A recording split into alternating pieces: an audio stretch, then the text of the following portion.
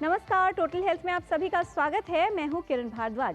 जीवन में जो हमें चैलेंज करता है वही हमारे जीवन को चेंज करता है, यानी हमारी जीवन की चुनौतियां ही हमारे जीवन में बड़े और सकारात्मक परिवर्तन लेकर आती हैं। और ये भी कहा जाता है कि जीवन में ऐसी कोई मंजिल नहीं जहां तक पहुंचने का कोई रास्ता ना हो, और जब हमारी मंजिल या लक्ष्य हो अच्छी सेहत, तो उस तक पहुंचने का एक बहुत ही प्रभावशाली तरीका है, वो है सही, उचित और पूर्ण पोषण।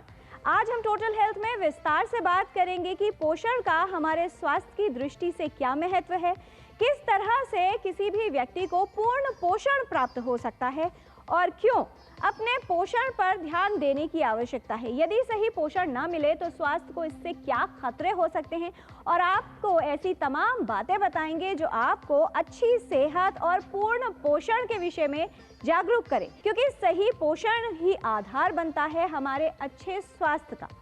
राष्ट्रीय पोषण माह क्यों मनाया जाता है, यानी राष्ट्रीय पोषण माह का क्या महत्व है।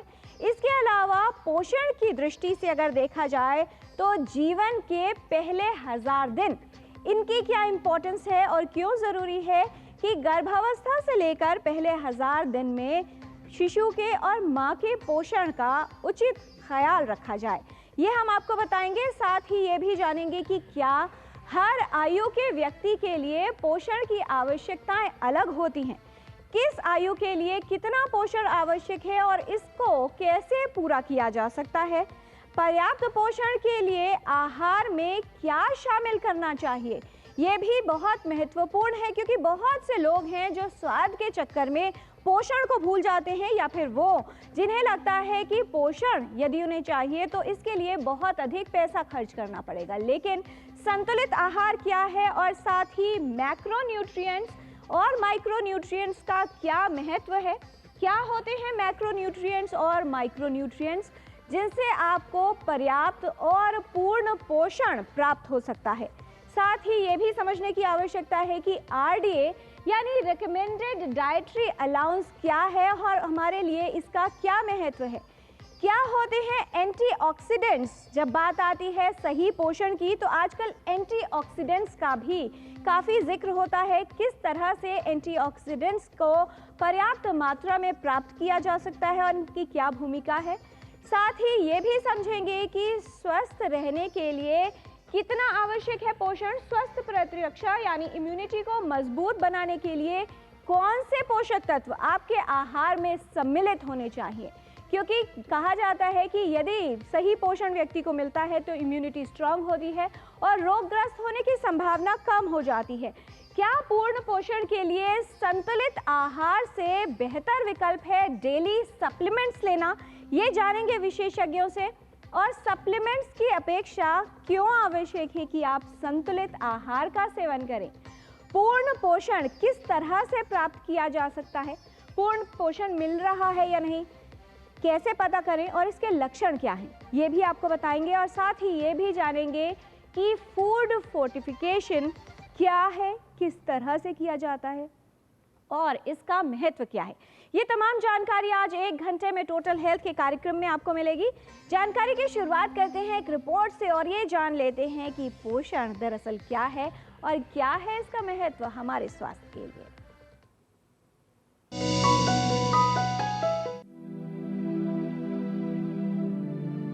पोषण और स्वास्थ्य का गहरा संबंध होता है।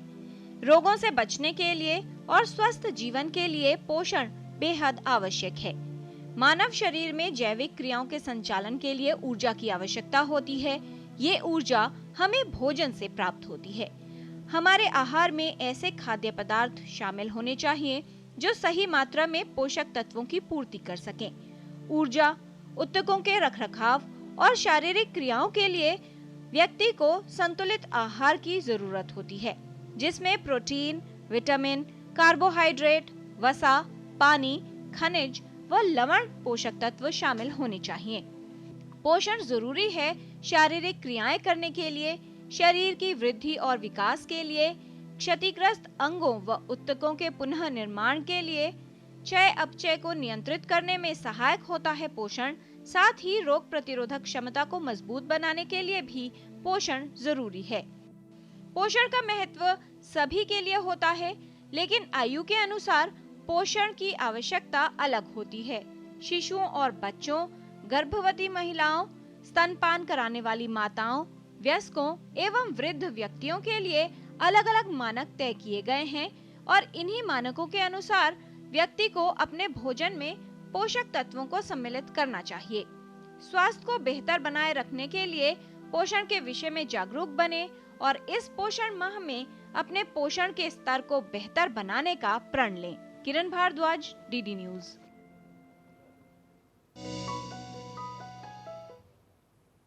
पोषण न सिर्फ स्वस्थ जीवन की नींव है, बल्कि भविष्य को यदि हम सुरक्षित करना चाहते हैं कि आने वाली जो पीढ़ी है वो स्वस्थ रहे, उसके लिए बचपन से ही या फिर ये कहें कि जन्म से पहले ही पोषण पर विशेष ध्यान देने की आवश्यकता है। कौन सी है महत्वपूर्ण बातें, इससे संबंधित जान लेते हैं विशेषज्ञों से। इस विषय पर विस्तार से बात करने के लिए हमारे साथ स्टूडियो में उपस्थित है विशेषज्ञों का खास पैनल। उनसे आपका परिचय करा दें। हमारे साथ हैं professor doctor Vinod Kumar Paul, member NITI Aayog, government of India. He is an eminent neonatologist, has been professor at All India Institute of Medical Sciences and served as the head of department in pediatrics at AIIMS New Delhi for nearly a decade. He is a globally recognized medical scientist and public health exponent. Dr. Paul became the member of National Institution for Transforming India, that is Niti Aayog, in the year 2017. He leads the health, nutrition and HRD verticals. He has played a pivotal role in formulating the Ayushman Bharat, PMJAY, Ayushman Bharat Health and Wellness Center scheme and Poshan Abhiyan. And of course, in the COVID pandemic, we have seen that he has played an important role in the various groups and COVID management plan. As the national expert group on vaccine administration for COVID-19, Professor Paul is a fellow of 3 science academies of the country, also the member of steering committee of Global Every Newborn Action Plan. He has over 350 publications in national and international journals, and he has been the co-chair for board of Global Partnership for Maternal, Newborn and Child Health. बहुत स्वागत है doctor Paul आपका। आज के discussion में हमारे साथ है doctor Shobhana Gupta, deputy commissioner child health and RBSK, Ministry of Health and Family Welfare, Government of India. She specializes in neonatal critical care, medical education and research, training healthcare professionals and spreading the awareness about newborn health. She has served as pediatrician in Safdarjung Hospital and the fellow of Indian Academy of Pediatrics. She plays pivotal role in shaping national child health policies, leading initiatives in the facility-based newborn care, home-based care programs, and much more. She has collaborated with WHO, UNICEF, and Global Health Organization, and represented India in WHO technical working groups. बहुत स्वागत है doctor शोभना आपका। किस तरह का आहार आपको दिला सकता है पूर्ण पोषण, और पूर्ण पोषण प्राप्त करने के लिए किन बातों का ध्यान आपको रखना है, ये बताएंगी doctor Richa Jaiswal, dietitian, surgical discipline, all India institute of medical sciences, new Delhi, with over 20 years of working experience, course director, certificate in integrated care of obesity, and she has contributed in many different fields of nutrition for related to various diseases, contributor for clinical fellowship in metabolic and bariatric surgery, management of trauma injuries, including the nutritional basic needs for bariatric, surgical and cancer patients. बहुत स्वागत है doctor Richa Jaiswal आपका। आज का जो विषय है वो सभी से संबंधित है, क्योंकि चाहे बच्चे हों, गर्भवती माताएं या फिर वृद्ध, सभी के लिए पोषण का महत्व है। वैसे तो हर आयु के लोगों को अपने पोषण का ध्यान रखना चाहिए, लेकिन कुछ ऐसी संवेदनशील अवस्थाएं होती हैं जैसे गर्भवती महिलाएं या नवजात शिशु, जिनमें पोषण की अधिकता और उन पर पर्याप्त मात्रा में पोषण मिल सके, इसका ध्यान देना अति आवश्यक हो जाता है। आज का जो विषय है कि कैसे पोषण का ख्याल रखकर हम बेहतर स्वास्थ्य प्राप्त कर सकते हैं, इससे संबंधित कोई अगर आप जानकारी चाहते हैं तो 2 हमारे फ़ोन नंबर्स हैं जिन पर आप कॉल कर सकते हैं। 011 है दिल्ली का STD कोड जो आपको लगाना है, नंबर है 23097031 एंड 23097670। इन 2 नंबर्स पर आप कॉल कर सकते हैं। साथ ही आप अपने प्रश्न हमें ईमेल भी कर सकते हैं ddnews@totalhealth@gmail.com पर। जानकारी की शुरुआत करते हैं। डॉक्टर विनोद पॉल, क्या महत्व आप मानते हैं राष्ट्रीय पोषण माह का जब बात आती है सभी लोगों को पोषण के विषय में जागरूक करने की, और जो बड़ी चुनौतियां आती हैं हमारे सेहत के लेकर, जिसमें कुपोषण एक बड़ी चुनौती है, उसको दूर करने की जब बात आती है, कितना महत्वपूर्ण हो जाता है राष्ट्रीय पोषण माह? पोषण एक फंडामेंटल रिक्वायरमेंट है ज़िंदा रहने के लिए, स्वस्थ रहने के लिए और सोसाइटी में अपना कंट्रीब्यूशन करने के लिए। पोषण इज़ फंडामेंटल। पोषण ऑप्टिमम होना चाहिए। ज़्यादा ओवर हम लेते हैं भोजन तो भी गलत है, और कम हो पाता है वो भी गलत है। तो हम दोनों तरह के चैलेंजेस हैं, इसलिए इसको ठीक तरह से हम अपने आप को अपनाएं और हर उम्र पे, और प्रेगनेंसी में, और हर उम्र पे, बचपन से लेके आगे तक और बुढ़ापे तक, पोषण किस तरह के स्वरूप में हो, उसमें क्या क्या हो, उसमें जो कठिनाइयाँ आती हैं उसका समाधान कैसे करें, मदद कैसे करें सोसाइटी की, इन सब बातों को लेकर सितंबर के महीने में राष्ट्रीय पोषण माह मनाया जाता है। और सोच ये है इसके पीछे कि पोषण अच्छा हो, ठीक हो, इसको एक जन आंदोलन में परिवर्तित किया जाए।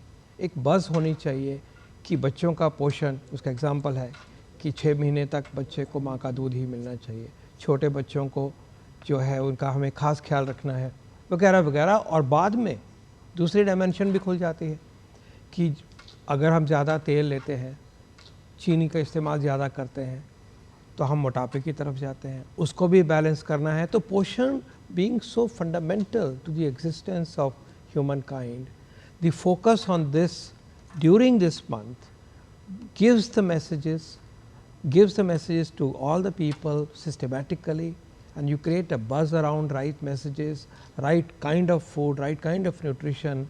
That is the very purpose of this month-long effort on the part of the Government of India, with support from state governments and indeed from all the stakeholders. ये तो जन आंदोलन है, सबको इसको समझना और अपनाना ज़रूरी है, इसीलिए हम पोषण माह मनाते हैं। जी, तो डॉक्टर शोभना, इस बार का जो पोषण माह है किस तरह से उसमें एक मुहिम चलाई जा रही है? जैसे हम बात करते हैं कि पिछले कई वर्षों से पोषण को लेकर विशेष जोर रहा है, ध्यान रहा है, फोकस रहा है, किस तरह का बदलाव आप देखती हैं पिछले कुछ सालों की बात की जाए, क्या चेंज है? और जो स्थिति है, चाहे बात हो नवजात शिशुओं की, क्योंकि वही एक पहला बिंदु होता है जिसके अंदर, क्योंकि रोग प्रतिरोधक क्षमता कम होती है और बहुत से संक्रमण और बीमारियों का खतरा अधिक होता है। और आंकड़े ये साफ तौर पर बताते हैं कि यदि बच्चे की रोग प्रतिरोधक क्षमता अच्छी है, यानी उसको पूरा पोषण मिल रहा है, तो ये जो संक्रमण और बीमारियां हैं, न सिर्फ इनके होने की संभावना कम होती है, बल्कि अगर कोई रोग हो जाता है तो ऐसे में रिकवरी फास्ट होती है और कॉम्प्लिकेशंस भी काफ़ी कम होते हैं। बिल्कुल किरण, आपने बिल्कुल सही कहा कि ये जो आंदोलन चल रहा है 2018 में शुरू हुआ और अब जैसे कि हम 2025 में हैं, तो इसमें बहुत बढ़ोतरी मिली है और हर साल इसमें नए नए थीम्स ऐड किए जाते हैं।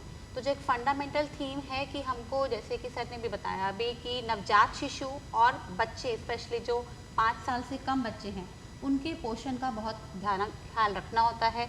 नवजात शिशु को उसकी अहमियत कि बच्चे को माँ का ही दूध पिलाना है, जितनी जल्दी हो सके जन्म के बाद आधे घंटे के बाद माँ का दूध शुरू करना है और उसको 6 महीने तक सिर्फ और सिर्फ माँ का दूध और ऊपर से कुछ नहीं। तो इस मैसेजेस को और स्ट्रांगली कम्युनिटी में दिया जाता है। साथ में 6 महीने पे जो पूरक आहार शुरू करना है बच्चे का, उसके ऊपर स्ट्रेस किया जाता है, क्योंकि अगर ये चीज़ हम बच्चे को माँ का दूध 2 साल तक पिलाना, उसका पूरक आहार सही टाइम पे शुरू करना, ये बच्चे की रोग से लड़ने की क्षमता में बहुत ज़्यादा सहायक होता है और जो हमारा जो प्रॉब्लम है मेल न्यूट्रिशन का, उसको हेल्प करने में करता है। तो इसके लिए आंगनवाड़ी सेंटर्स हेल्थ के आशा, आंगनवाड़ी वर्कर्स, ये सब मिलके इस मुहिम को चलाते हैं। जी, तो ये जो मुहिम शुरू हुई और चल रही है बीते कुछ वर्षों से, जैसा आपने कहा, किस तरह का बदलाव देख रहे हैं आप लोग विशेषज्ञ कि जो बच्चों को इन्फेक्शंस या संक्रमण होने की दर है उसमें कितनी गिरावट आई है और किस तरह से उनकी सेहत बेहतर बन रही है? नहीं, बिल्कुल, अगर हम देखते हैं कि जैसे जैसे बच्चे का पोषण बेहतर होता है, उसकी जो बीमारी की संक्रमण है, जो हमारे अंडरवेट बच्चे हैं, स्टंटिंग है, ये कम होता जाता है। अनीमिया की जो क्षमता है, जो अनीमिया बच्चों में खून की कमी हो जाती है, उसमें कम आता है। और हम देखेंगे इसके साथ में अब हम सिर्फ अंडर न्यूट्रिशन की बात नहीं कर रहे हैं। इस बार जैसे आदरणीय प्रधानमंत्री जी ने भी कहा है कि हमें मैल न्यूट्रिशन की बात करनी है, तो both over nutrition and under nutrition दोनों को हमको कवर करना है। इसके लिए बहुत ज़रूरी है कि जो बच्चे को खाना दिया जा रहा है, माँ बाप को, फैमिलीज़ को, पूरी सोसाइटी में, वो सबको in special moment, special involvement of the family, fathers, जो मेल मेंबर्स हैं, उनको पता होना चाहिए कि हमें बच्चे को पोषक आहार देना है। उसका ज़रूरी ये नहीं कि वो सिर्फ एनर्जी में डेंस हो और उसमें न्यूट्रिएंट्स ना हो, क्योंकि अदरवाइज वो क्या होगा, बच्चा ओबेसिटी, बच्चा मोटापे की तरफ चला जाएगा। तो एक्सेस शुगर वाले, एक्सेस सॉल्ट वाले, बहुत ज़्यादा तेल वाले, इन चीज़ों को नहीं रखना है। हमारा जो नॉर्मल घर में खाना बनता है इंडियन डाइट में, लोकली अवेलेबल जो हमारा खाना है, उसको यूटिलाइज करना है बच्चे के लिए प्लेट में, तो जिसमें कहते हैं डिफरेंट कलर्स, तो इस तरीके से उसको यूटिलाइज करना है। दूसरी चीज़ ये भी कि जैसे मैंने बोला, इन्वॉल्वमेंट ऑफ फैमिली बहुत ज़रूरी है। तो ये सिर्फ माँ की ही जिम्मेवारी नहीं होनी चाहिए, इसमें इन्वॉल्वमेंट ऑफ फैमिली, फादर, कि जो बच्चा घर में देखेगा बच्चा वही खाएगा। तो फैमिली को ही अपना डाइट चेंज करना पड़ेगा। सिर्फ बच्चे को लेके अगर हम डाइट की बात करेंगे तो वो चेंज लाना संभव नहीं है। जी, बहुत महत्वपूर्ण है कि सही पोषण पे ध्यान दिया जाए, क्योंकि जो समस्या है वो दोनों तरफ है। ऐसा नहीं है कि जो बच्चों को या जो फैमिलीज अच्छा खाना या संतुलित पौष्टिक आहार अफोर्ड नहीं कर सकती, उन्हीं में समस्या है। समस्या उनमें भी है जो खाने के लिए बहुत अधिक पैसा खर्च करते हैं, लेकिन जो फूड चॉइसेस हैं वो गलत है। चाहे बात हो जंक फूड्स की, पिज्ज़ा, बर्गर, प्रोसेस्ड फूड बच्चों को इतना दिया जा रहा है कि वो बच्चे भी मैल नरिश्ड हो रहे हैं और ओवरवेट हो रहे हैं।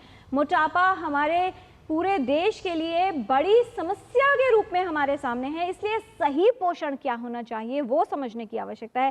डॉक्टर ऋचा जायसवाल, आपसे जान ले कि पोषण की जब बात आती है, क्या एक कैलोरी डेंस फूड ही पौष्टिक आहार माना जाए? कुछ लोगों को लगता है कि बहुत देसी घी डाल लिया, ढेर सारे मेवे डाल के खाना खाया गया तो शायद अच्छा पोषण मिलेगा। वहीं दूसरी तरफ जंक फूड की तरफ होड़ लगी है कि बच्चों को सस्ता, आसान, सस्ता तो नहीं कहेंगे, आसानी से उपलब्ध है लेकिन महंगा खाना खिला रहे हैं, चाहे पिज्ज़ा के रूप में हो, बर्गर के रूप में हो। उनको लगता है कि बस पेट भर गया तो डाइटरी रिक्वायरमेंट्स पूरी हो गई।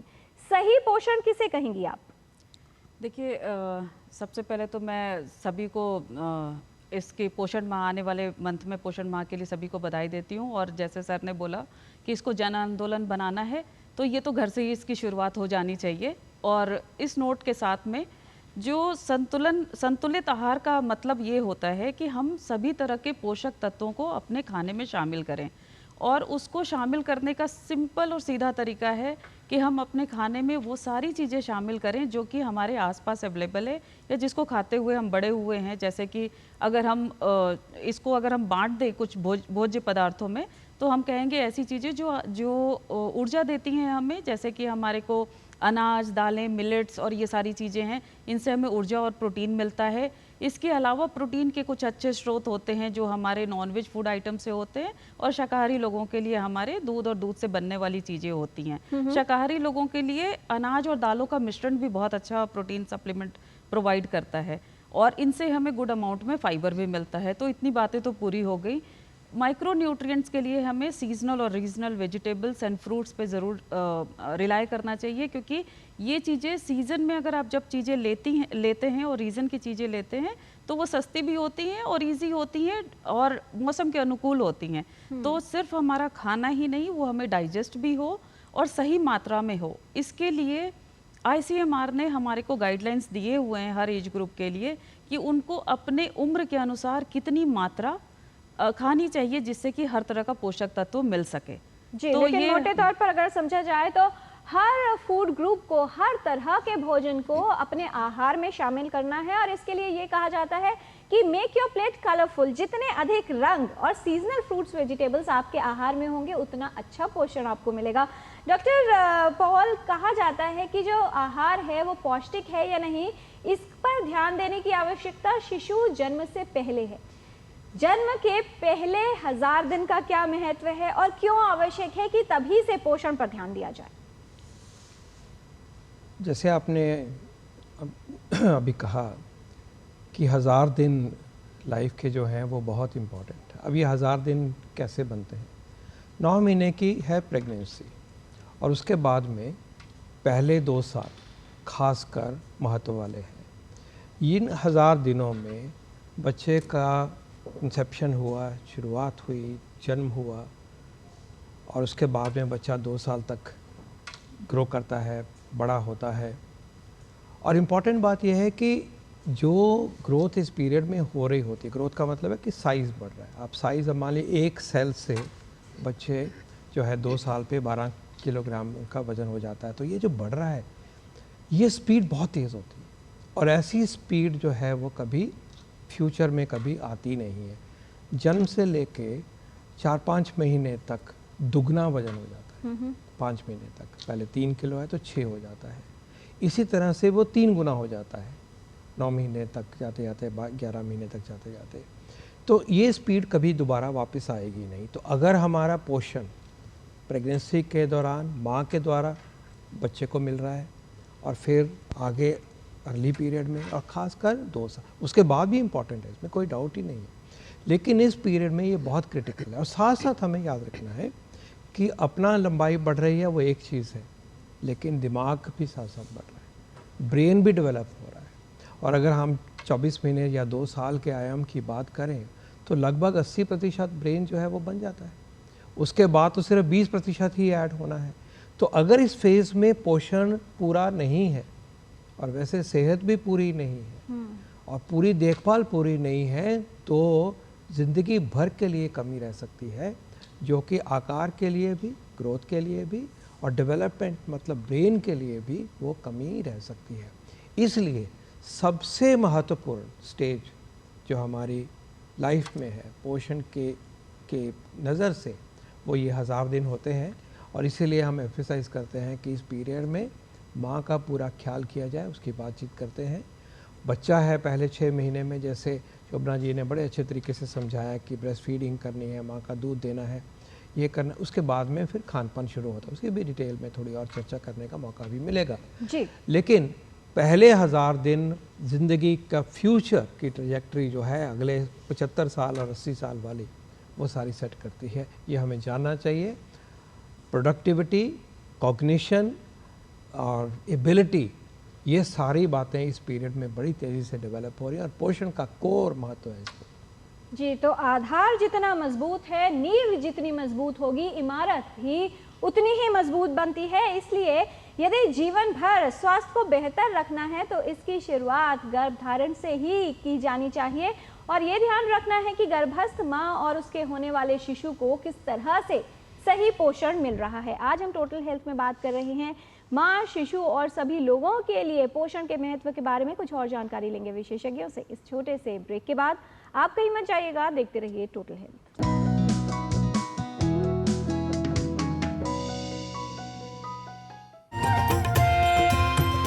नए दिन की करें शुरुआत भारतीय ज्ञान परंपरा, संस्कृत और स्वास्थ्य के साथ। स्वास्थ्य में उपयोगी आयुष पद्धतियों का विज्ञान, संस्कृति, कला, योग का अद्भुत ज्ञान।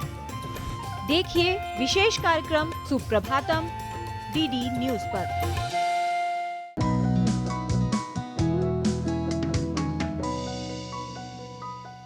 ब्रेक के बाद टोटल हेल्थ में आपका स्वागत है। पोषण का महत्व हमारे स्वास्थ्य के लिए क्या है, ये हम जान रहे हैं विशेषज्ञों से। और फिलहाल जानकारी लेने के लिए कॉल किया है उज्जैन से यश जायसवाल ने। यश, बहुत स्वागत आपका, सवाल पूछिए। नमस्कार मैम, मेरा सवाल यह है कि माँ का दूध हम 6 माह तक बच्चों को देते हैं, उसके बाद हमें क्या पूरक पोषण देना चाहिए माँ के दूध के साथ जो बच्चों के लिए स्वास्थ्यप्रद रहे? जी, 6 महीने तक सिर्फ माँ का दूध, लेकिन उसके बाद संपूरक या पूरक आहार शुरू करना चाहिए। इस पर हम विस्तार से आपको जानकारी देंगे। डॉक्टर शोभना, कहा जाता है कि 6 महीने से संपूरक आहार शुरू किया जाए, तो बहुत से लोगों का ये प्रश्न भी होता है कि जैसे ही 6 महीने शुरू होते हैं, यानी स्टार्टिंग से ही कॉम्प्लीमेंट्री फीडिंग शुरू करनी चाहिए या 6 महीने पूरे होने के बाद, क्या कहना चाहेंगी?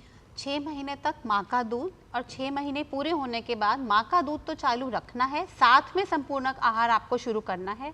शुरू में बच्चा कम लेता है तो 6 से 8 महीने के बीच में वो 2 से 3 चम्मच दिन में 2 से 3 बार हम शुरू करते हैं। जो शुरू में जो फूड शुरू करते हैं वो मैश्ड जैसे सेमी सॉलिड सॉफ्ट फूड के साथ शुरू करते हैं, लेकिन माँ का दूध कंटिन्यू करते हैं। जैसे जैसे बच्चे की उम्र बढ़ती है उसकी क्वांटिटी जो रिक्वायरमेंट है वो बढ़ जाती है, तो हम उसको आधी कटोरी बच्चा लेने लग जाता है करीबन 9 से 10 महीने तक, और ग्रेजुअली उसको हम आधी कटोरी से लेके पौनी कटोरी तक वो 1 साल तक ले लेता है। उसकी फ्रीक्वेंसी भी बढ़ जाती है, शुरू में 2 से 3 बार, फिर 3 से 4 बार, और साथ में 1 या 2 स्नैक जैसे कि बीच में केला हो गया या कोई और सॉफ्ट चीज़ हो गई घर में, वो दी जाती है जी। और ऐसे में आहार और क्या क्या होने चाहिए इस पर भी बात करेंगे, लेकिन उससे पहले एक ईमेल है, डॉक्टर अनिल के सिंह का ईमेल है। डॉक्टर ऋचा, आपके लिए ये सवाल है, उनका प्रश्न ये है कि अगर किसी का हीमोग्लोबिन 8 या 9 ग्राम हो तो ऐसे में किस तरह का आहार लेना चाहिए? पहले तो आपसे ये जान लें कि अगर 8 या 9 हीमोग्लोबिन है किसी का, इतनी मात्रा है, तो क्या सिर्फ आहार से पूरा किया जा सकता है या सप्लीमेंटेशन की भी आवश्यकता होगी? फिर एक बैलेंस डाइट दिन भर में कैसे प्लान की जा सकती है, उसके विषय में भी बताएं। तो इसमें जो उन्होंने पूछा है 8 से 9 में, इसके लिए तो हमें डाइट का ध्यान तो रखना ही होगा, प्लस इसके अलावा ये रीज़न क्यों है कम होने का, इसका इन्वेस्टिगेशन होना चाहिए और डॉक्टर की सलाह भी ली जानी चाहिए। डाइटरी मॉडिफिकेशन के लिए बैलेंस डाइट के बारे में पहले ही बोला जा चुका है, तो बैलेंस डाइट तो आधार है। इसके अलावा कुछ बातें बहुत इंपॉर्टेंट है जो ध्यान में रखनी चाहिए। जब हम बात आयरन की करते हैं तो ऐसे बहुत सारे हमारे नेचुरल खाद्य पदार्थ हैं जिनमें कि काफ़ी अच्छी मात्रा में आयरन होता है, इंक्लूडिंग मतलब हम नट्स एंड सीड्स भी ले लें, हम अपने स्पाइसेस ले लें, हम normal millets and cereals and pulses ले लें, इन सब में, और वेजिटेबल्स, इन सब में हमारे को, स्पेशली ग्रीन लीफी वेजिटेबल्स, इन सब में हमारे को आयरन अच्छी मात्रा में मिलता है। प्रॉब्लम क्या है कि ये आयरन आपका एब्जॉर्ब होगा या नहीं होगा, तो इसके लिए हमारे जो अपने भारतीय कुकिंग प्रैक्टिसेस हैं, जैसे कि हम जब खाना खाते हैं तो हम आयरन की कढ़ाई में बना रहे हैं, या हम स्प्राउटिंग और फर्मेंटिंग करते हैं जिससे कि आयरन की बायो अवेलेबिलिटी बढ़ती है और इसके अंदर जो एंटी न्यूट्रिशनल फैक्टर्स होते हैं वो कम होते हैं।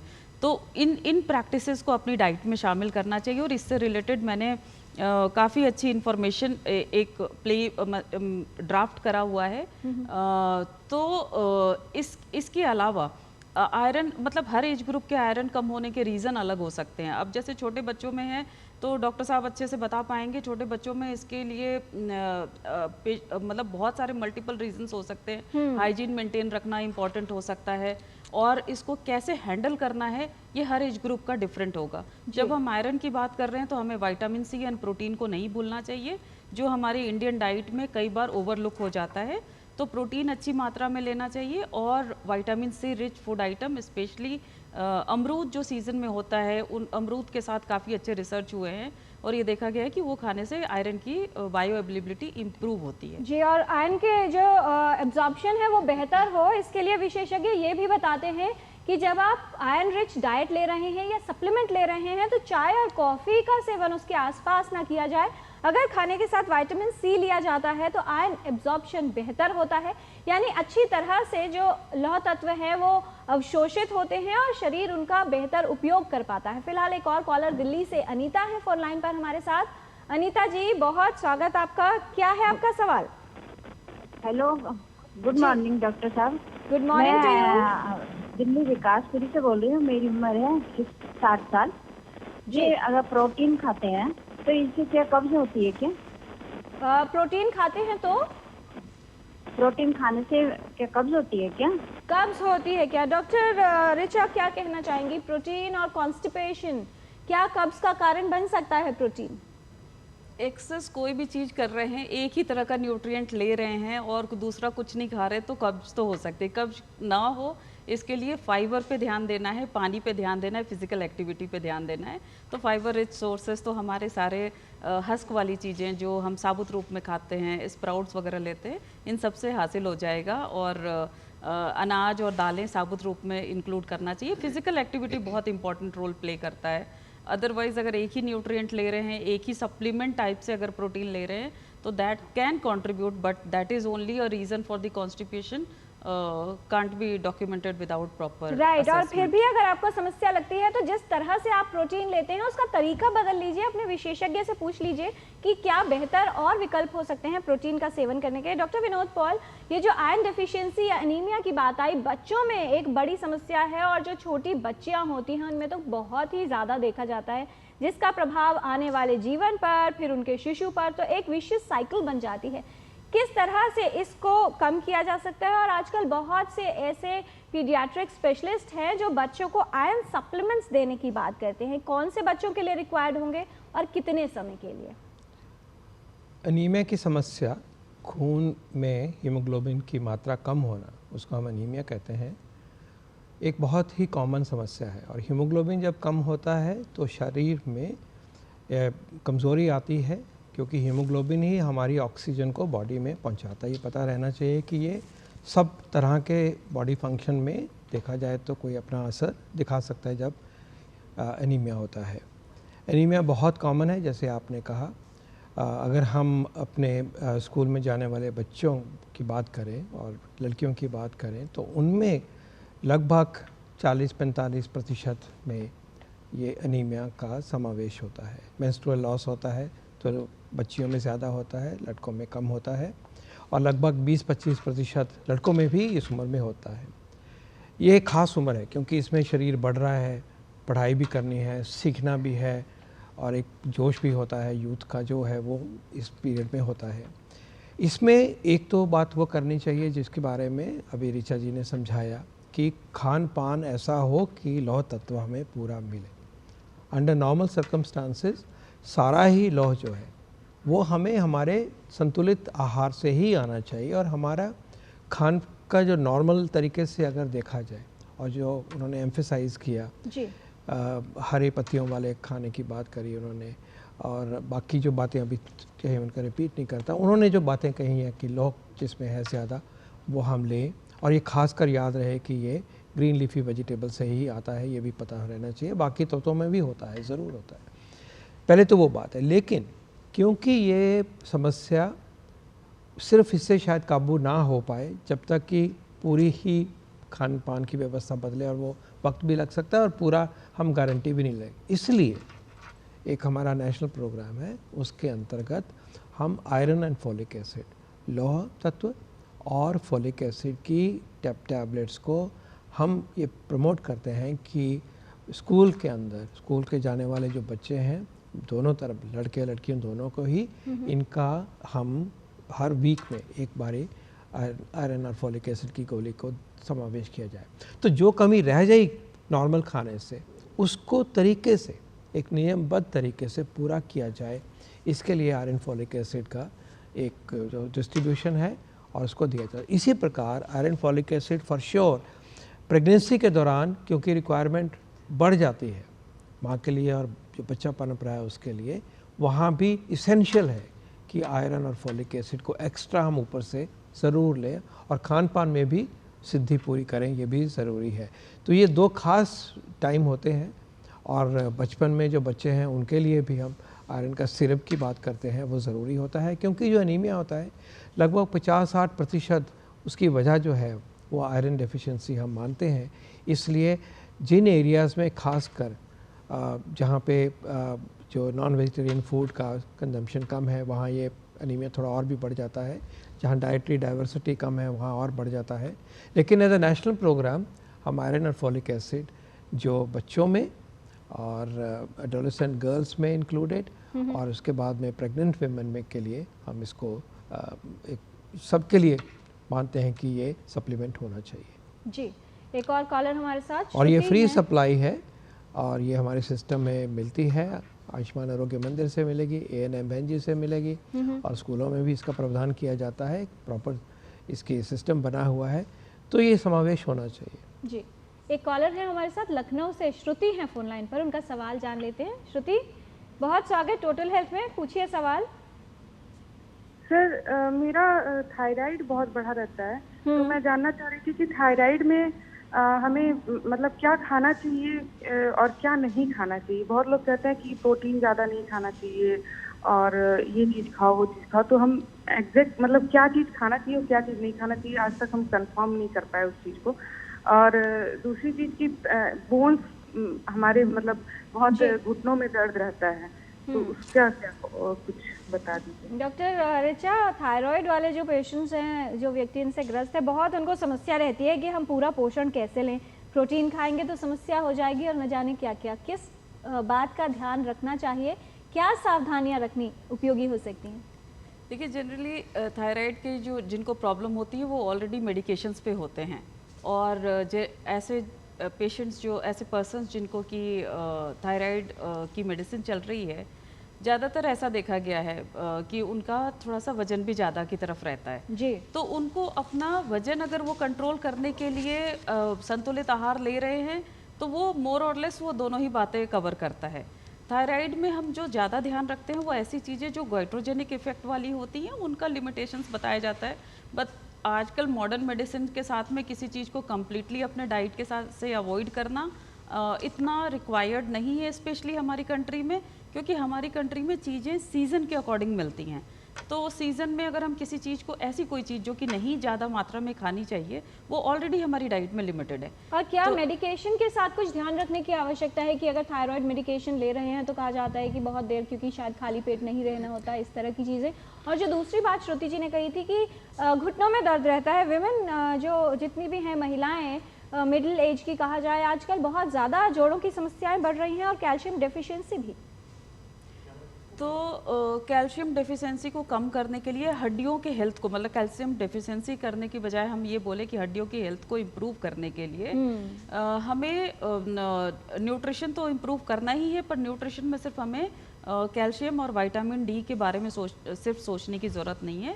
इसके अलावा दूसरे भी माइक्रो न्यूट्रिएंट्स होते हैं जो बहुत इंपॉर्टेंट होते हैं बोन हेल्थ से रिलेटेड, जैसे कि जिनकी बारे में हम जनरली बात नहीं करते, मैग्नीशियम है, कॉपर है, बोरोन है, ये सारी चीज़ें भी, सेलेनियम है, इन सब चीज़ों की भी ज़रूरत होती है इन सब जो बोन हेल्थ के मेटाबॉलिक प्रोसेस के लिए। तो इन सब को हासिल करने के लिए हमें क्या बहुत एग्जॉटिक कुछ सोचने की ज़रूरत है? नहीं, हम अपना जो green leafy vegetable, nuts, seeds and अपना मिलेट्स एंड दूसरी जो न्यूट्रिएंट्स हम यूज़ कर रहे हैं, उन ये सीरियल्स एंड पल्सेस लेते हैं, इन सब से हमें ये हासिल हो जाते हैं। इन केस अगर किसी को ये ऐसी प्रॉब्लम है जो आपकी क्वालिटी ऑफ लाइफ को रिड्यूस कर रहा है या आपकी प्रॉब्लम्स को बढ़ा रहा है, ऐसे में आपको डॉक्टर्स की सलाह ज़रूर लेनी चाहिए, क्योंकि ऐसी सिचुएशन में आपको एक एडवांस डोज, मतलब जो नॉर्मल आरडीए से ऊपर हो सकती है, उसकी ज़रूरत होती है, जिसमें कि आपको फिजिशियन की सलाह ज़रूर लेनी चाहिए। जी डॉक्टर शोभना, एक जो बात आ रही थी कि सभी बच्चों को सही पोषण मिलना चाहिए और गवर्नमेंट की तरफ से ऐसी योजनाएं भी डाली गई हैं जिसमें उनको सप्लीमेंट्स या पोषक तत्व जो है पर्याप्त मात्रा में मिल सकें, इसका भी प्रावधान किया गया है, इसके प्रयास किए जा रहे हैं। किस तरह से आप लोग इंश्योर करते हैं कि अगर आयरन सप्लीमेंटेशन की बात की जाए या दूसरे सप्लीमेंट्स जो बच्चों को मिलने हैं, गर्भवती महिलाओं को मिलने हैं, उनको मिल रहे हैं या नहीं, और टेक्नोलॉजी के किस तरह से इसके लिए प्रयोग किए जा रहे हैं? आजकल पोषण ट्रैकर भी काफ़ी बात चलन में है कि इसका प्रयोग किया जा रहा है, कैसे इंश्योर किया जाता है ये सब? नहीं, बिल्कुल किरण, ये बहुत ज़रूरी है अवेयरनेस और उस पर्याप्त इन्फॉर्मेशन को हमारी माँ और फैमिलीज तक पहुंचाना। तो जैसे आपने बोला, पहले तो जो हमारे आंगनवाड़ी और आशा वर्कर्स हैं वो होम बेस्ड विजिट्स करती हैं, जहाँ पे वो घर पे जाके माँ को सही पोषण देने के बारे में बताती हैं। साथ में आयरन का जो सिरप है वो उसको दे के आती हैं, फर्स्ट डोज अपने सामने दिलवा के, ये इंश्योर करती हैं कि जब वो दोबारा विजिट्स पे जाएँ, वो हर 3-3 महीने में विजिट्स करती हैं कि वो खाली बॉटल है और माँ ने बच्चे को वो सिरप दिया है। दूसरी चीज़, जब बच्चे आंगनवाड़ी में भी आते हैं तो आंगनवाड़ी में भी जो आंगनवाड़ी वर्कर और आशा साथ में मिलके अब माँ को, फैमिली को एक्सप्लेन करते हैं। और एक चीज़ मैं बड़ी इंपॉर्टेंट बोलूँगी कि जो फीडिंग में 3 चीज़ें बताना बहुत ज़रूरी है जो माँ को बताई जाती हैं कि क्या खाना देना है, जिसके बारे में हमने बात की। दूसरी चीज़, सही हाइजीन, मतलब हाथ धोना और सही प्रकार से साफ खाने को कैसे बनाना, साफ तरीके से। तीसरी चीज़ की रिस्पॉन्सिव फीडिंग, जिसके बारे में आजकल बहुत ज़रूरत है, क्योंकि देखा गया है कि बच्चों को टीवी के आगे या मोबाइल देके खाना नहीं खिलाना, रादर बच्चे से बात करके, एंगेज करके, इन्वॉल्व करके तो बच्चे को खिलाना है, ताकि बच्चे को सही मात्रा में जाए, ना ओवर हो ना अंडर हो। इन चीज़ों का ध्यान रखने के लिए पोषण ट्रैकर में आंगनवाड़ी वर्कर जब भी बच्चे आते हैं तो उसकी हाइट और वेट लेके उसकी ग्रोथ को मॉनिटर किया जाता है, ग्रोथ मॉनिटरिंग। जिन बच्चों की ग्रोथ नॉर्मल से बिलो जा रही है उनको एक्स्ट्रा काउंसलिंग, उनको समझाया जाता है और उनके घर पे उनको फॉलो किया जाता है। उसके अलावा हमारे अदर मीडियम हैं जो इस वक्त ज़्यादा यूज़ होंगे। आप देखेंगे पोषण माह में रेडियो जिंगल के माध्यम से जहाँ पे सही मैसेज घरों में पहुँचाया जाए, नुक्कड़ नाटक अरेंज किए जाते हैं, जिसके लिए डिफरेंट मिनिस्ट्री से साथ में कन्वर्ज करके आई हैं। हमारी मिनिस्ट्री ऑफ हेल्थ हो गई, विमेन एंड चाइल्ड डेवलपमेंट जो इसको लीड करती हैं, साथ में पंचायती राज। तो जैसे सर ने कहा, जन आंदोलन के लिए सबका साथ आना बहुत ज़रूरी है। तो स्कूलों में, छोटे आंगनवाड़ी में, प्ले स्कूल में हर एक को इन्वॉल्व करके ये कॉमन मैसेज दिया जाना कि बच्चे के लिए सही पूरक आहार का क्या है और इसको कैसे बनाना है और कैसे देना है, तीनों ही चीज़ों के ऊपर स्ट्रेस दिया जाता है जी। और इसी से जो है न सिर्फ बदलाव हो रहा है बल्कि सकारात्मक परिणाम भी साफ स्पष्ट रूप से देखे जा रहे हैं। एक कॉलर है हमारे साथ रोहतक से, राजकुमार हैं फोन लाइन पर। राजकुमार जी, बहुत स्वागत आपका, पूछिए सवाल। जी नमस्कार जी, मैं राजकुमार छावला रोहतक से बोल रहा था जी। जी मेरा डॉक्टर साहब को भी नमस्कार है, मैडम को भी, डॉक्टर साहब दोनों को, तीनों को जी। मेरा सवाल है जी, आज की माताएं बहनें शहर हो या गांव हो, अपने फिटनेस रखने के लिए नवजात शिशु को अपना दूध नहीं पिलाती हैं, तो बच्चे को और माँ को क्या नुकसान हो सकता है जी? नमस्कार। डॉक्टर विनोद पॉल, क्या कहना चाहेंगे? न सिर्फ बॉटल फीडिंग, फॉर्मूला फीड्स बहुत ज़्यादा प्रचलन में आ रहे हैं और बहुत सी फीमेल्स को ये भी लगता है कि अगर शिशु को स्तनपान कराया तो कहीं जो है उनका फिगर ख़राब ना हो जाए। क्या कहना चाहेंगे, क्या लाभ है स्तनपान ये कराने दोनों के? बातें ही बहुत गलत हैं।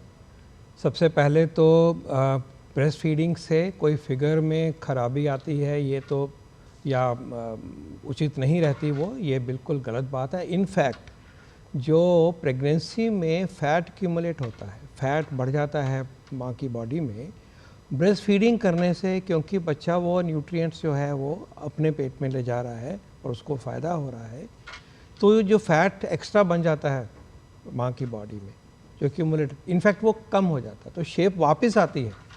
ब्रेस्ट फीडिंग करने से फिगर अगर का एक सवाल अगर आया है तो ये कहना कि उससे ख़राब हो, नो, उससे बेटर होती है और बच्चे को फ़ायदा हो रहा है, इस तरह से माँ को भी फ़ायदा हो रहा है और माँ को भी ब्रेस्ट फीडिंग करने के फ़ायदे हैं। ब्रेस्ट कैंसर बाद में कम होता है। तो पहली बात तो ये होगी। अब ये जो बॉटल से फीड करना है, ये इससे गलत बात शायद बच्चे के लिए और क्या हो सकती है, गंदगी आती है। फिर दूसरी बात है कि हम ब्रेस्ट का जो माँ का दूध मिलना चाहिए उसके बजाय हम दूसरा बाहर का दूध देंगे।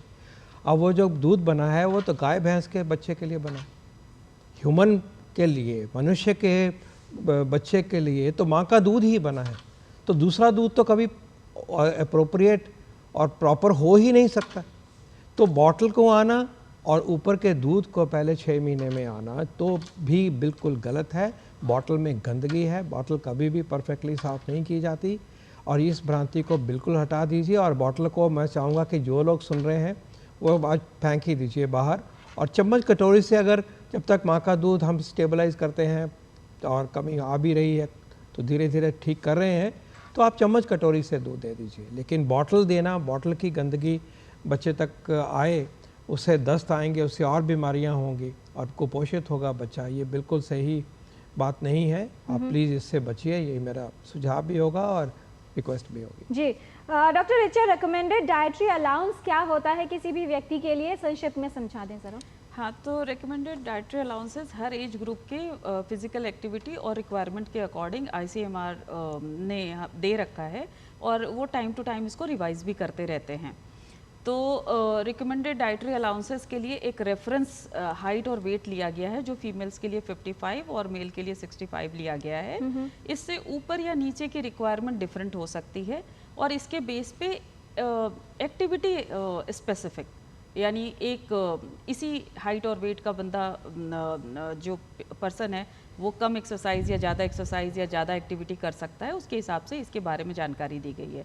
जब रिकमेंडेड डाइटरी अलाउंसेस की बात करते हैं, इसका मतलब होता है कि इससे मिलने वाले न्यूट्रिएंट्स, यानी जितने भी न्यूट्रिएंट्स की का डिसीजन लिया गया है कि ये सारे न्यूट्रिएंट्स शरीर में जाने चाहिए उस पर्टिकुलर इंसान के, उसके अगेंस्ट में हम क्या देखना चाहते हैं, उसका हमारा पर्पस क्या है। वो उसका पर्पस ये है कि वो फिजिकली और मेंटली दोनों ही तरीके से फिट फील करे और अपनी जो एक डेली लाइफ है वो अच्छे से लीड कर सके, एक्टिविटी को कंटिन्यू कर सके।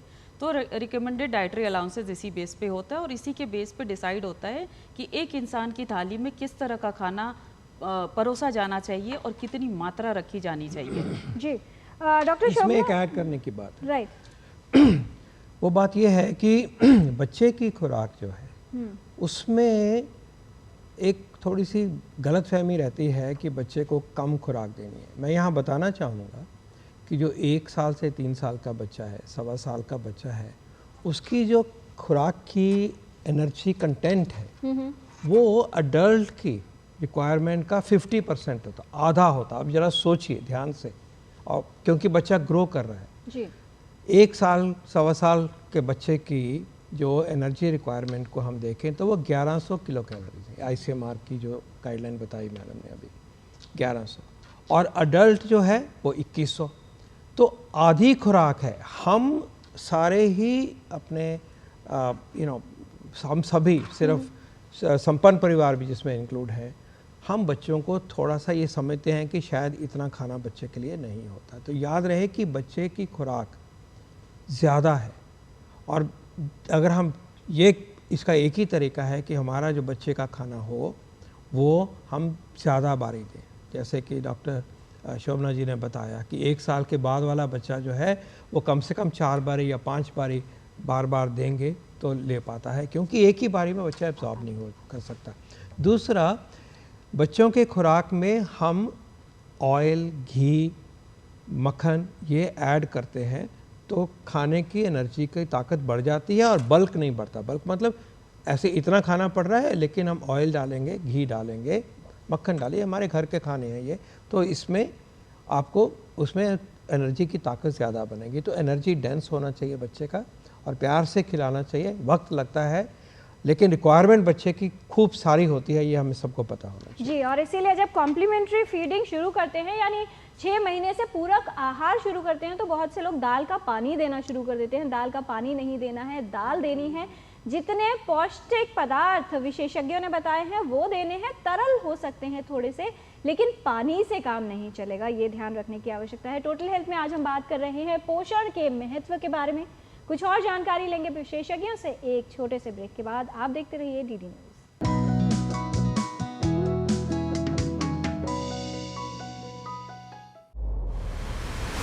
जब देश पूछता है, जवाब देना पड़ता है। शाम 5 बजे बजती है सवालों की घंटी और लगती है वो पंचायत जहां मुद्दे टलते नहीं और कोई जवाब अधूरा नहीं रहता। आपको इतना बुरा लगा सवाल, मैं इसको दूसरे तरीके से पूछ लेती हूँ। मैं इसको दूसरे तरीके से पूछ लेती हूँ। यहाँ दलीलें नहीं, सच्चाई गूंजती है। मैं रीमा पराशर लेकर आती हूँ देश का सच आपके सामने।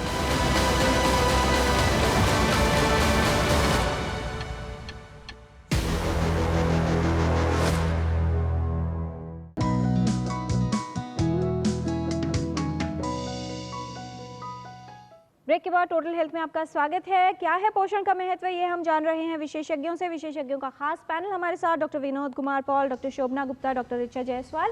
कुछ और जानकारी लेते हैं विशेषज्ञों से रैपिड फायर क्वेश्चन राउंड के माध्यम से। पहला सवाल डॉक्टर पॉल आपसे कि क्या पोषण का महत्व सिर्फ उन बच्चों के लिए है जो प्री टर्म होते हैं या बीमार होते हैं?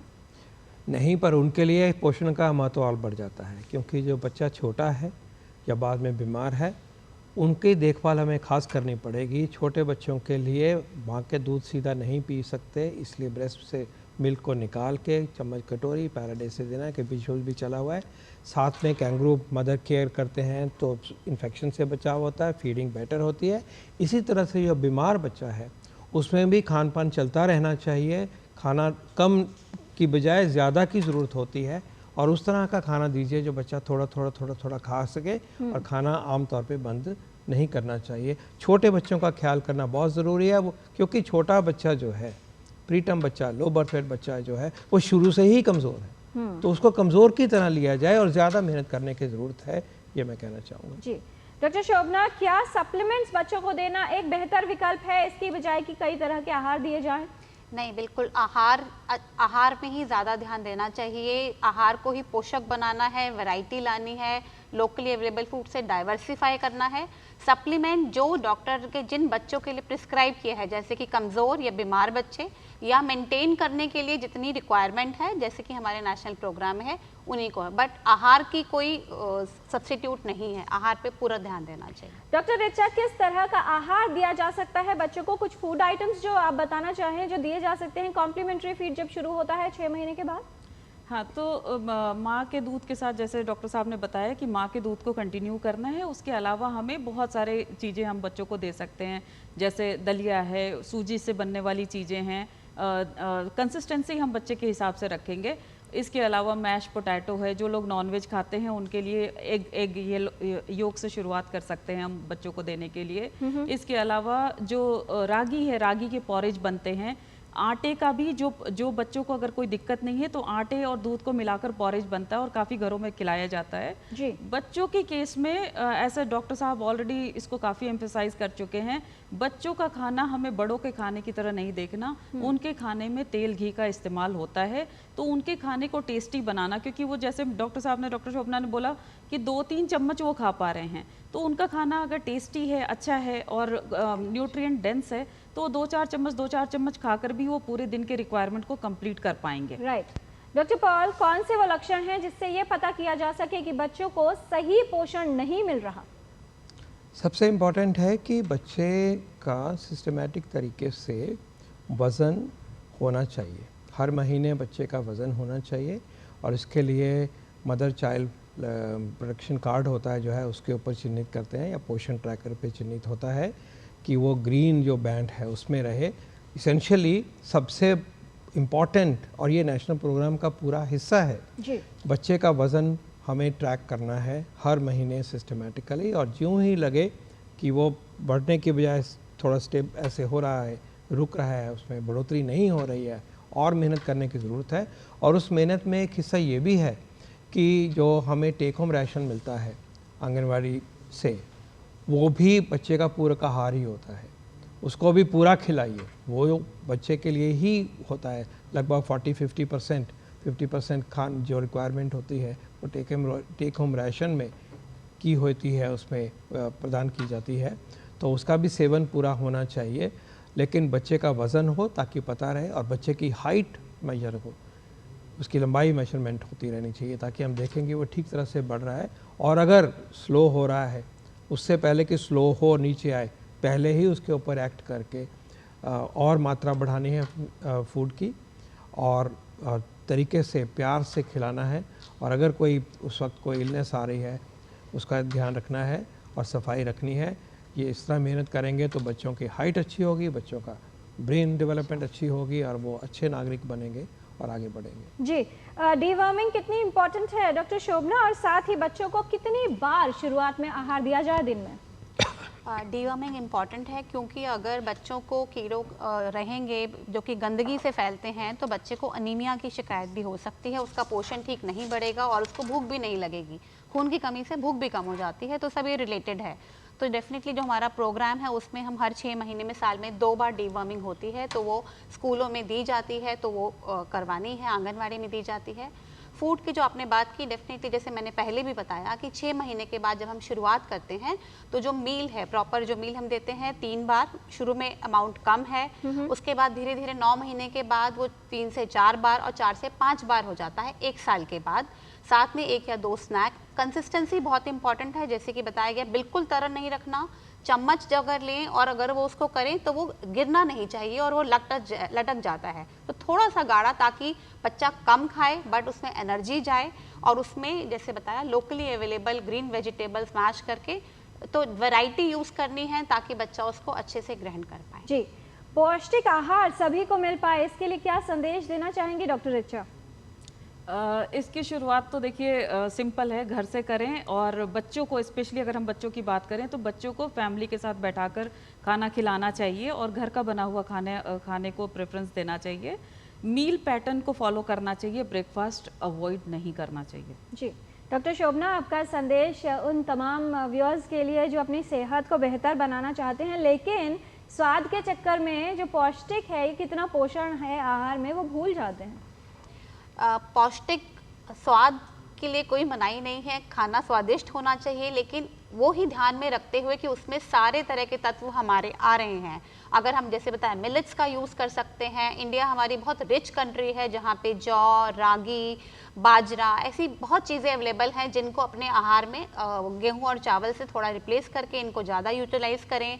साथ में छोटे बच्चों के लिए थोड़ा घी डालना है। प्रोटीन की मात्रा के लिए स्प्राउट्स, दालें, इनका इन्वॉल्व करके भी चीज़ों को इन्वॉल्व, और हमारी लोकली अवेलेबल जो वेजिटेबल्स हैं जो कि बहुत ही रिच हैं, जो मौसमी फल हैं, उनका यूज़ करके एक कलरफुल थाली और उसका यूटिलाइज करके स्वादिष्ट खाना सबको खाना चाहिए। डॉक्टर पॉल, क्या संदेश देना चाहेंगे? हमारे देश में खुराक की पैदावार, खुराक की कमी नहीं है। पब्लिक डिस्ट्रीब्यूशन सिस्टम से खाना मिल रहे हैं। बच्चों के लिए आहार जो है टेक होम राशन है, स्कूल में पीएम पोषण है, सब तरह से there is no food insecurity. अगर हमारे बच्चों में हम पूर्ण रूप से हम अगर खान पान नहीं दे पा रहे, पोषण नहीं, तो ये सिर्फ अवेयरनेस की बात है। घर में वही खाना है, बच्चे का खाना या प्रेग्नेंट वुमन का खाना जो है वो अलग नहीं है, वही अनाज है, वही मिल्क का प्रोडक्ट है, वही दाल है, वही ग्रीन लीफी वेजिटेबल है, वही मक्खन घी है और टेक होम राशन है जैसे आ रहा है। तो हमें कमी जो दिखाई देती है, और वो संपन्न परिवारों में भी है। जब हम एक स्टंटिंग की बात करते हैं 36%, तो सिर्फ जो पुअर हमारे भाई बहन हैं उनके घरों में की कमी नहीं है। ये जो ठीक तरह से ऑप्टिमम अमाउंट खाने का जो हम नहीं दे पा रहे हैं बच्चों को, ये बिहेवियर की बात है। इसी जागरूकता को बढ़ाने के लिए ये पोषण माह की कल्पना की गई है। तो आप सब ज़रा ये सोचिए कि जो बातें आज कही गई हैं, क्या हम उसके अनुरूप हैं? क्या हम अपना 1.5 साल के बच्चे को 4-5 बारी खाना खिला रहे हैं, एक कटोरी कम से कम, या 6 से 12 महीने के बच्चे को कम से कम 3 बारी हम दे पा रहे हैं, आधी कटोरी के नहीं दे पा रहे हैं, और छोटे बच्चे को हम ज़्यादा मेहनत कर पा रहे हैं कि नहीं कर पा रहे हैं, प्रेग्नेंट वुमन को एक्स्ट्रा दे पा रहे हैं, आयरन सप्लीमेंट हो रहा है कि नहीं हो पा रहा है, ये हमें देखना। ये बिहेवियर चेंज की बात है, हमें अपना बिहेवियर बदलना है। Food security is not an issue, हमें इंश्योर करना है कि न्यूट्रिशन सिक्योरिटी हो। घर के उसी, हमने कोई ऐसी चीज़ नहीं बताई जो घर से वो आम करके अंदर जो नहीं होती है जी, उसी खाने को देना है।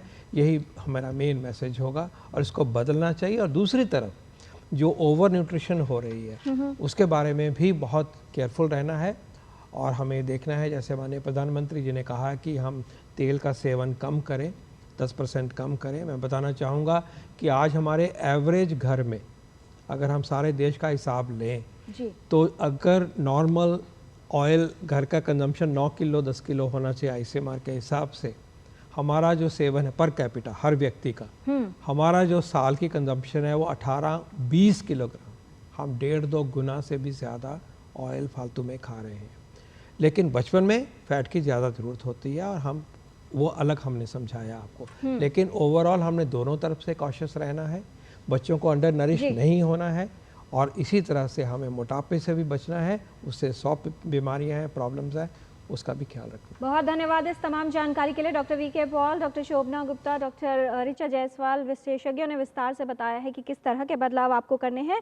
नरिश टू फ्लरिश, यानी जो खा रहे हैं घर में से ही आएगा, लेकिन क्या खाना है इसके लिए स्मार्ट चॉइस, हेल्दी चॉइस आपको करनी है। Because nutrition is not just about eating, it is about learning to live. तो किस प्रकार से आपको सेहतमंद जीवन जीना है ये हम सभी को सीखना पड़ेगा। इसके लिए संकल्प लेना होगा और किसी पोषण माह की वजह से नहीं, बल्कि अपने जीवन को बेहतर बनाने के लिए हर दिन को पोषण दिवस, पोषण माह के रूप में मनाएं तो आपका पूरा जीवन ही सेहतमंद बन जाएगा। स्वास्थ्य संबंधी जानकारी टोटल हेल्थ के माध्यम से आप तक ऐसे ही पहुंचाते रहेंगे। आज के कार्यक्रम में इतना ही। हमारी पूरी टीम को दीजिए अनुमति। नमस्कार।